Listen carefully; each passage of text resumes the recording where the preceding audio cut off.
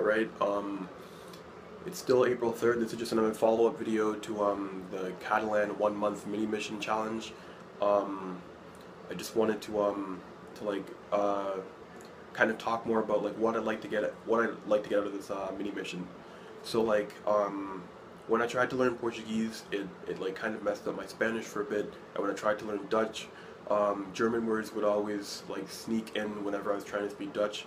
So obviously I've struggled a bit with learning very similar languages. So as I said in the last video, from what I've seen, Catalan seems similar to Portuguese, French, and Spanish.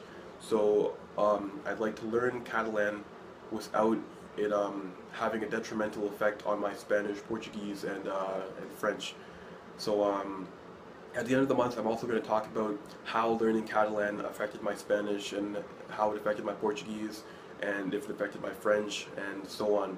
And yeah, I'd pretty much just like to, while learning Catalan, I'd also like to learn how to learn similar languages properly without mixing them up and without them interfering with each other and stuff like that. So yeah, I know this was a really short video, but I just wanted to kind of elaborate more on what I'd like to get from this mission. So like obviously learning about the Catalan culture, learning a new language, and also learning how to learn similar languages without mixing them up. And yeah, that's pretty much it. So like I'll keep talking about this as I get deeper into the language, and then I'll talk more about whether or not it's affecting my other languages. And yeah, so just stay tuned. Thank you for watching.